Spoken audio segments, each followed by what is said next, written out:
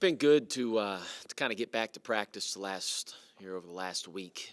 Try to kind of find ourselves in a lot of ways. And I think you look at the Seton Hall game. I think there's obviously a lot to learn from that game. And number one, how much more physical that we have to be in this league in order to be effective, in order to be successful. That's number one. Number two, we got to be able to handle pressure, which we're obviously going to see a lot against St. John's tomorrow night. So it's been good to get all these practices in. I think we've made some really good progress over the last week, and I know our guys are excited to play tomorrow. You see it all across the country right now. You feel like you see postponement after postponement after postponement, and for us to have an opportunity to get out there and compete and represent Xavier tomorrow night against a really good St. John's team. We don't take that for granted. St. John's is really well coached. Mike Anderson does a tremendous job. Got a lot of respect for him. They're going to press for 40 minutes. They're going to play really, really hard. They're going to create havoc on the defensive end in the half court. They reach, they gamble, they block shots, they steal your ball. They're going to crash the offensive glass. They're going to play fast. So we're going to have our hands full, for a full 40 minutes. I can tell you that. And I think the Champagne has really taken a big jump. Julian has going into his sophomore year. He had a really good freshman year for St. John's last year. You look at his numbers. He's playing like an all-league guy right now. And he's not the only guy. Greg Williams has taken a jump. They've added a lot of talent. Vince Colkin really scored a ball on the wing. Posh Alexander is a really talented freshman point guard. So, like I said, we're going to have to play really well. We're going to have to play really, really hard and match their intensity for 40 minutes.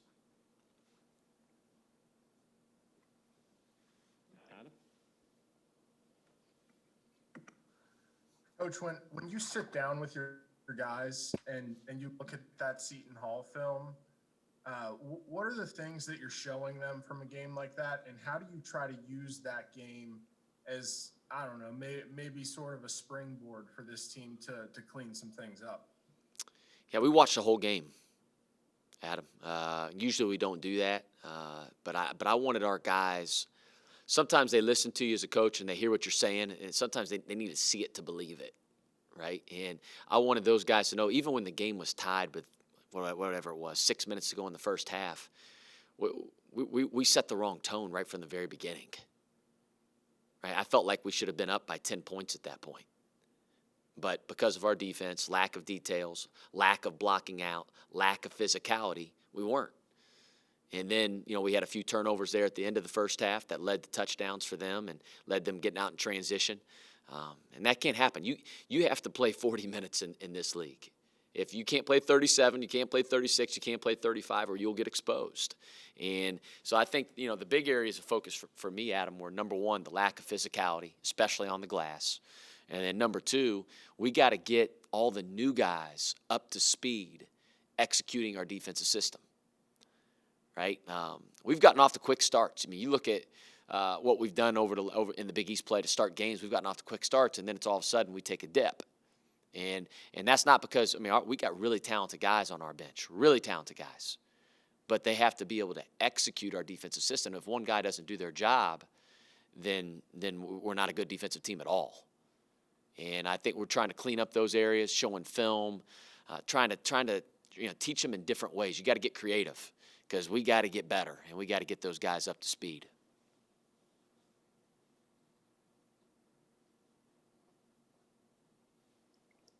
Adam?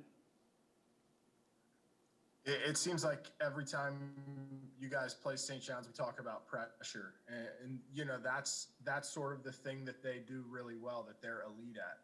And you talked about this earlier in the season when you played EKU, how part of the reason why you wanted to take that game was to prepare you for a team like St. John's. Is St. John's pressure, is it much different from EKU's? How does it vary? Can you compare the two in that way? It's similar, Adam. Obviously St. John's, being here in the Big East level talent, they're longer, they're more athletic than EKU. But they're going to play a similar style. They're going to be relentless for 40 minutes. They're going to turn it on at the very beginning of the game, all the way to the button until the horn. And that's why we tried to play a bunch of different styles kind of there in that non-conference to try to prepare us for Big East play. But they're going to bring it. And it's not just their full court pressure. And that's what I keep telling our guys. Obviously that's part of their dealing with pressure is dealing with the full court. But you got to deal with it in the half court, right? You can't get sped up. That's what they want you to do. They want you to get sped up. They want you to play fast, try to make decisions a little bit quicker than you normally do.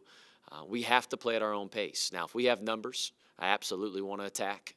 If we have 3-on-2s, 4-on-3s, 5-on-4s, we want to play.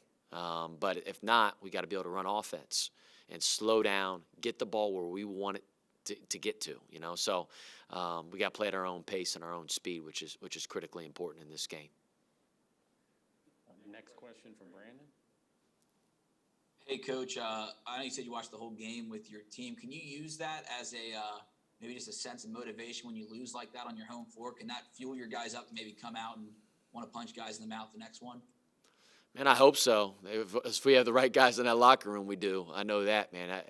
I hate to lose, and I know our guys do too. They were really upset, really disappointed with our performance as a team against Seton Hall. And our guys will respond. And, here's the thing. The season, there's ups and downs, right? You can't get too high or too low, especially in this league. But again, you got to learn from it. You got to continue to get better. That's the whole key, right? Again, obviously, we want to win every single game that we play, absolutely. But my whole goal is, man, we want to continue to get better every single day. And we could take a lot away from that Seton Hall game that we got to get better at.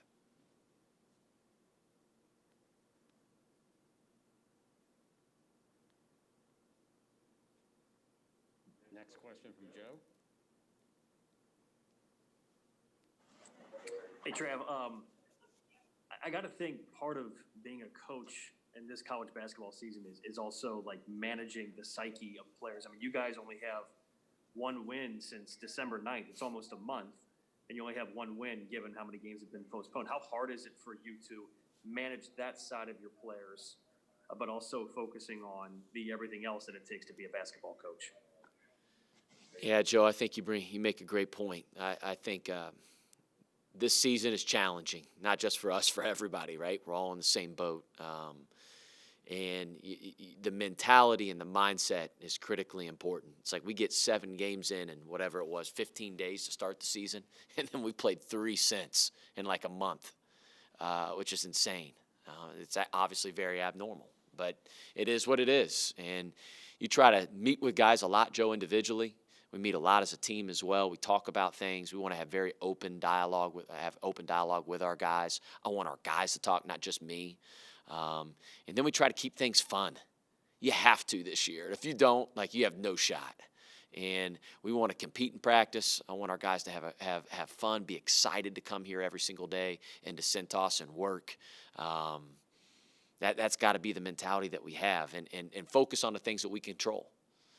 And as a group, we've really been relying on our leadership with Paul Scruggs, Jason Carter, and Zach Fremantle. And those guys have done a really good job, I think, of setting the tone for our team and setting the tone for their teammates and just what our mindset and our mentality needs to be successful. Has there been, sorry to follow up here, Tom, has there been anything different unique you've done to keep it fun, to keep it light for the guys that you can think of? Yeah, we'll do little things, Joe.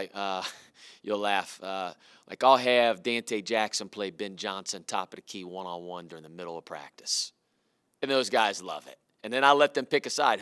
Whoever you thinks Ben Johnson's going to win is going to stand over here, and then whoever's going to think. And then I let one of the guys, because they always complain about the officiating in practice. I say, hey, Scruggs, you get to be the official today.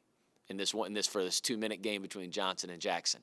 And those guys love it, But again, we try to do little things like that, but also do even things like, we like to compete. Our guys like to compete rather than doing all breakdown drills, which breakdown drills are important. But to keep guys engaged, we lost the Villanova game this past Saturday, so we basically just competed the whole practice on Saturday. Right? I wanted them to feel like it was a game day almost. But you got to keep it light, you got to keep it fun. Especially during this season. Next question, Adam. Who won that matchup between Dante and Ben Johnson? Today's Adam, we had Dante Jackson versus Sean Flannery, and Dante won. And I want to say a couple days ago, who do we had Trace Scotty versus Leighton Strand, and Strand won. So they get bragging rights. Yeah. You talk a lot about like rhythm and flow and how important that is offensively. And Joe brought up the point of how few games you guys have played recently. And, I think we've kind of seen your offense suffer a little bit because of that. How much of a contributing factor do you think that is to sort of the offensive struggles these last few games? I don't think it really a whole lot, Adam. I thought offensively, we didn't shoot well against Seton Hall, but our offense was good enough to win. Our defense was atrocious, and our rebounding was even worse than that. Right? That's the reason we lost the game. If you look at our numbers were still good enough to win, to beat Seton Hall. Creighton, we couldn't make a shot. I thought we had a lot of wide open looks. I thought we had some wide open looks against Seton Hall too. Again, we're going to take those shots.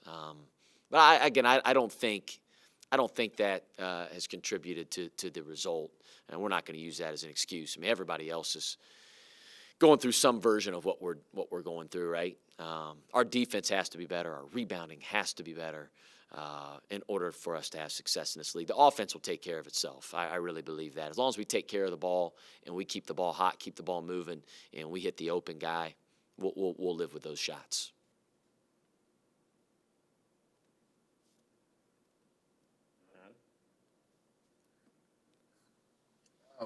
One of the guys who has been struggling recently is Kiki. And is there something that you think has been sort of holding him back from playing to his potential? Yeah, Adam, I think, it's funny, man, you always go back and you watch the previous year's games as well. So, whenever we play Creighton or when we played Marquette, we played Seton Hall, you always go back and watch the previous year, the games that we played against those teams, as well as the games that we watched that they play this year. He had the luxury last year, as a freshman, he kind of played off the ball a little bit, even though he was kind of a point guard, Najee, we kind of was our pseudo point guard, at 6'7". He was our playmaker, and I thought he got him a lot of shots. Kiki's still learning how to play that point guard position, I think, a little bit, Adam, this year. I think he's learned how to play hard. Kiki has. I felt like the last two games, his effort level, his intensity level has been where I want it to be, where we need it to be. And it's been that way in practice. Now it's just about the execution part, right? And he will get there. He's too talented of a guy. It's like I told him the other day, man, you just got to keep learning and keep working every single day. Good things will happen. And because he's too talented of a guy. We've seen what he can do and what he's capable of doing at this level. He's done it before. And once he starts clicking up there, we're going to be a whole different team.